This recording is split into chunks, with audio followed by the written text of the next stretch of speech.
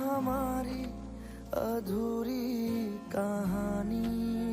বন্ধুরা, রাকিব হুসাইনের বাড়িতে আগুন দিয়েছেন দুর্বৃত্তরা, কিন্তু কি কারণে তার বাড়িতে হামলা করলো এবং ক্ষয়ক্ষতি বা কি হয়েছে এসব জানতে আমাদের চ্যানেলটি সাবস্ক্রাইব করে একটি লাইক দিয়ে পাশে থাকা বেল আইকনে ক্লিক করে বসে পড়ুন। বন্ধুরা, রাকিব হুসাইন বর্তমান সময়ের একজন সেরা ইউটিউবার। তার সাবস্ক্রাইবার সংখ্যা প্রায় 18 মিলিয়ন ছাড়িয়েছে। দেশের এই ক্রান্তিলগ্নে স্বৈরাচার শাসকের বিরুদ্ধে তিনি একটি কথাও বলেননি।